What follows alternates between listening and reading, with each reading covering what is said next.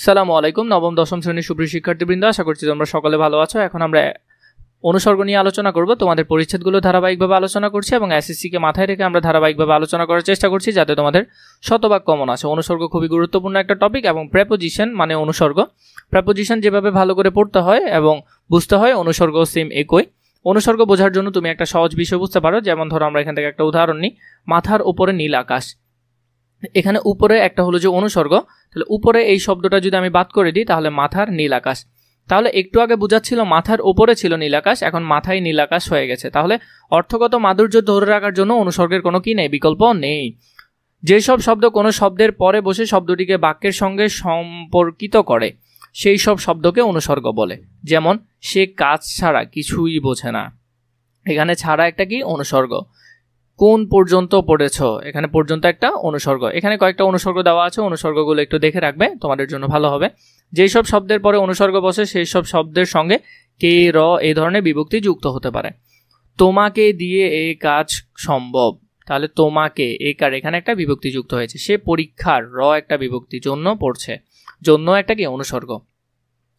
অনুসর্গকে দুই ভাগে ভাগ করা যায়, একটা হলো যে অনুসর্গ আর একটা হলো ক্রিয়াজাত অনুসর্গ। দুইটা আমরা একটু একটু জানার চেষ্টা করব, যদিও খুবই সহজ। এখানের মধ্যে যেগুলো আছে এগুলো হলো যে সাধারণ অনুসর্গ, এখানে কোনো কাজ টাইপের কোনো কিছু বোঝাবে না, যেমন উপরে, কাছে, এরপরে হলো জন্য, দ্বারা, বনাম, এখানে কোনো কিছু কাজ বোঝাচ্ছে না, তাহলে এগুলো হলো সাধারণ অনুসর্গ। যেসব অনুসর্গ ক্রিয়া ছাড়া অন্য শব্দ থাকবে সেগুলোই সাধারণত সাধারণ অনুসর্গ। যেমন মাথার উপর নীল আকাশ, কারো কাছে গেলে জানা যাবে, হারানো ঘড়িটার জন্য অনেক কেঁদেছি। এখানে মধ্যে এগুলো কোনো কাজ বোঝাচ্ছে না, এই অনুসর্গগুলো কোনো কিছু কি বোঝাচ্ছে না, কাজ বোঝাচ্ছে না। কিন্তু ক্রিয়াজাত অনুসর্গের মধ্যে সেটা কাজ বোঝাবে। ভালো করে খেয়ে নাও, তাহলে ভালো করে, করে একটা কি কাজ। ঢাকা থেকে বরিশাল, নিঃসন্দেহে কাজ। মন দিয়ে পড়ালেখা, দিয়ে মানে কাজ করছে, তাহলে এগুলা যেগুলা কাজ বোঝাবে সেগুলো হলো যে কি ক্রিয়াজাত অনুসর্গ। এটা খুব ভালো করে দেখবে। এখন আমরা এখানের মধ্যে অনুশীলনের যে প্রশ্নগুলো আছে এগুলো একটু সমাধান করার চেষ্টা করি। অনুসর্গের মধ্যে দেখো 23 নম্বর পরিচ্ছেদের মধ্যে অনুসর্গকে কত ভাগে ভাগ করা যায়। অনুসর্গকে আমরা জানি দুই ভাগে ভাগ করা যায়, এখানের মধ্যে সেগুলো আছে এবং উদাহরণও আছে, এগুলো হুবহু বইয়ের, তোমরা চাইলে এখান থেকে দেখতে পারো। 2 নম্বর, সাধারণ অনুসর্গে প্রয়োগ ঘটছে কোনটিতে। সাধারণ অনুসর্গ, মাথার উপর নীল আকাশ, নিঃসন্দেহে এটা সাধারণ। 3 নম্বর, নিচের কোনটিতে ক্রিয়াজাত অনুসর্গের প্রয়োগ ঘটেছে।